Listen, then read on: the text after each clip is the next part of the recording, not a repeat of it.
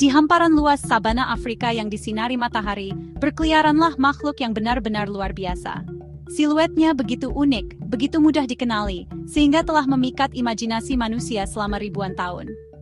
Inilah jerapah, hewan darat tertinggi di dunia, menara hidup yang anggun dan kuat. Ketinggiannya yang luar biasa, yang bisa mencapai hampir 6 meter, bukan hanya fitur yang aneh, itu adalah kunci utama keberadaan mereka. Berdiri menjulang tinggi di atas semua penghuni dunia mereka. Mereka mengalami perspektif hidup yang sepenuhnya milik mereka sendiri. Sudut pandang yang membentuk setiap aspek perilaku mereka. Dari cara mereka makan hingga cara mereka merasakan bahaya. Ciri khas jerapah yang paling menonjol tentu saja adalah lehernya yang luar biasa panjang. Struktur yang luar biasa ini, yang panjangnya bisa mencapai 2 meter, adalah mahakarya rekayasa evolusi. Namun, yang mengejutkan, lehernya memiliki jumlah tulang belakang yang sama dengan leher kita. Hanya 7. Namun, setiap tulang individu sangat memanjang, menciptakan derek biologis yang memungkinkan jerapah memakan dedaunan yang jauh di luar jangkauan hewan lain. Leher ini dikombinasikan dengan kaki mereka yang sama panjang dan ramping, memberi mereka gaya berjalan yang agak canggung, namun sangat anggun. Saat mereka melangkah melintasi padang rumput, kepala mereka bergoyang lembut seperti tiang kapal tinggi di laut yang tenang. Bulu jerapah adalah salah satu keajaibannya. Permadani indah berupa bercak coklat atau kemerahan yang dipisahkan oleh garis-garis yang lebih terang, berwarna krem. Sama seperti sidik jari manusia, pola pada setiap jerapah benar-benar unik, pengenal pribadi dalam kawanan besar. Untuk waktu yang lama, para ilmuwan percaya bahwa bulu ini murni untuk kamuflasi, membantu raksasa-raksasa ini menyatu dengan cahaya berbintik-bintik yang menyaring melalui pohon akasia. Namun, penelitian yang lebih baru menunjukkan tujuan yang lebih kompleks. Jaringan pembuluh darah yang rumit di bawah bercak-bercak mungkin bertindak sebagai jendela termal yang canggih, membantu jerapah mengatur suhu tubuhnya di bawah terik matahari Afrika yang tak henti-hentinya. Adaptasi penting untuk bertahan hidup. Hewan-hewan luar biasa ini berasal dari sabana, padang rumput, dan hutan terbuka yang membentang di banyak bagian Afrika.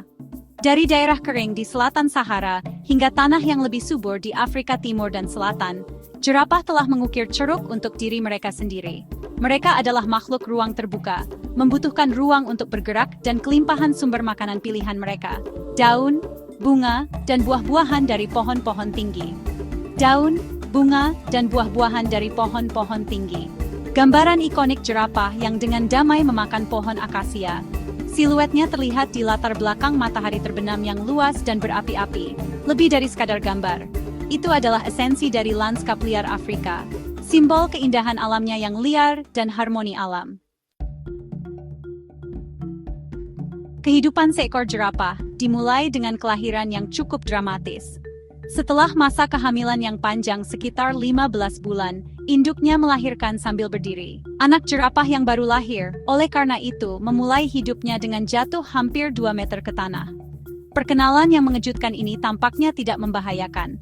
Bahkan, ia memiliki tujuan penting, yaitu memutus tali pusar dan mendorong anak jerapah untuk mengambil napas pertamanya.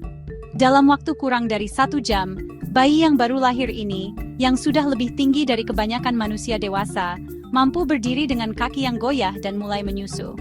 Perkembangan yang cepat ini sangat penting untuk bertahan hidup di sabana, di mana predator selalu mengintai. Sebagai hewan herbivora, jerapah memiliki pola makan yang sangat khusus. Mereka adalah pemakan daun, bukan pemakan rumput. Artinya mereka memakan daun dan tunas pohon, serta semak-semak daripada rumput. Kesukaan mereka adalah pohon akasia, tanaman yang dilindungi oleh duri tajam yang berbahaya. Disinilah adaptasi jerapah benar-benar bersinar.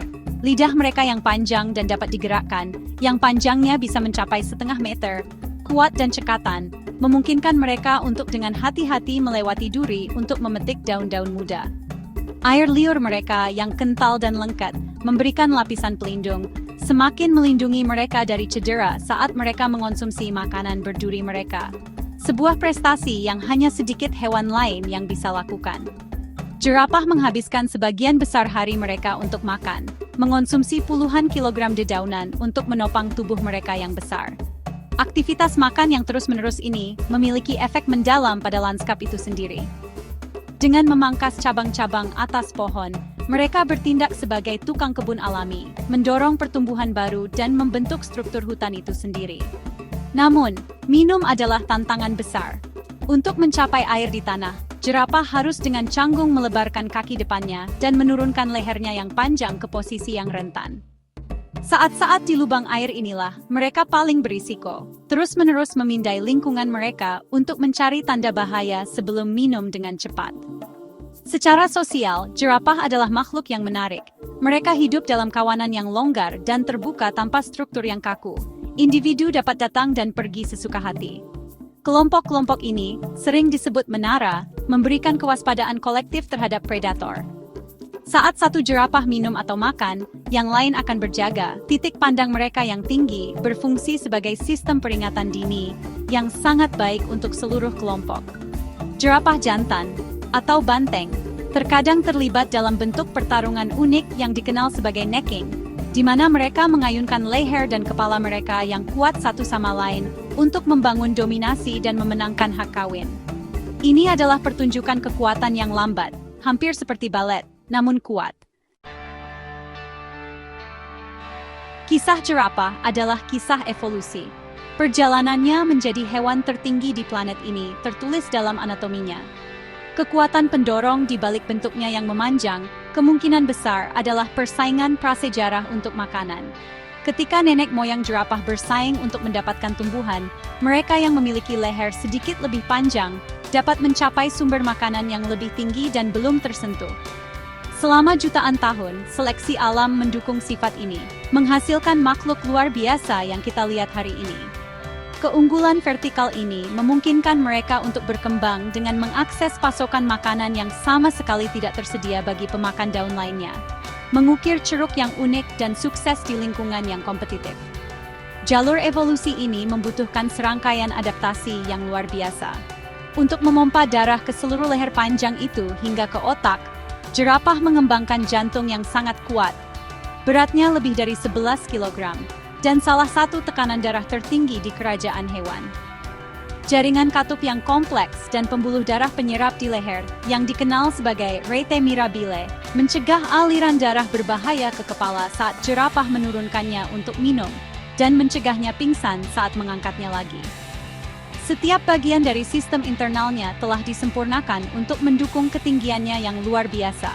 Sebuah keajaiban rekayasa fisiologis yang sesungguhnya. Di luar kelangsungan hidup mereka sendiri, jerapah memainkan peran penting sebagai arsitek lingkungan mereka. Saat mereka memakan pohon, mereka juga mengonsumsi biji. Biji-biji ini melewati sistem pencernaan mereka dan kemudian disimpan jauh dari pohon induk dalam tumpukan pupuk segar. Ini menjadikan mereka salah satu penyebar benih terpenting di sabana. Mereka membantu meregenerasi hutan dan menjaga keanekaragaman genetik spesies tumbuhan di area yang luas.